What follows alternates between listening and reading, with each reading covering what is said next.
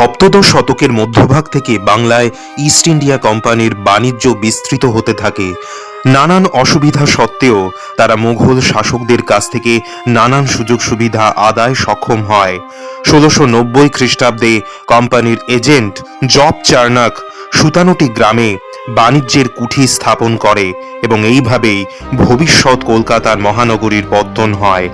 সম্রাট অরঙ্গজেবের নির্দেশে বাংলার শাসনকর্তা ইব্রাহিম খান 1691 খ্রিস্টাব্দে এক ফরমান জারি করে বার্ষিক 3000 টাকার বিনিময়ে কোম্পানিকে বাংলাদেশে বিনা শুল্কে বাণিজ্যের অধিকার দেয়।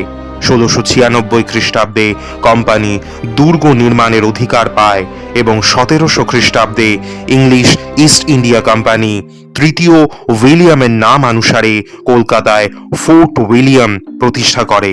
1698 খ্রিস্টাব্দে কোম্পানি সুতানুটি, কলকাতা এবং গোবিন্দপুর গ্রামের জমিদারি স্বত্ব অর্জন করে।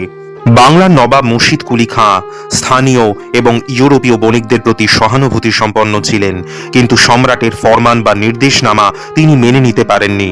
1713 খ্রিস্টাব্দের বাংলার নায়েব সুবাদার থাকাকালে তিনি ইংরেজদের বিনা শুল্কে বাণিজ্যের অধিকার নিষিদ্ধ করেন এবং অন্যান্য বণিকদের সঙ্গে সমান হারে শুল্ক প্রদানের নির্দেশ দেন।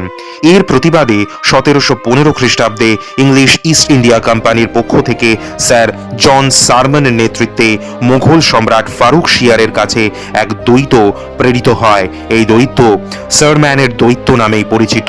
1717 খ্রিস্টাব্দে ফারুক শিয়ার ইংরেজ ইস্ট ইন্ডিয়া কোম্পানির অনুকূলে এক ফরমান জারি করেন এবং এই ফরমানই ফারুক শিয়ার ফরমান নামে পরিচিত, যাতে বলা হয় যে বার্ষিক 3000 টাকার বিনিময়ে বাংলাদেশে বিনা শুল্কে বাণিজ্যের অধিকার পাবে ইংলিশ ইস্ট ইন্ডিয়া কোম্পানি।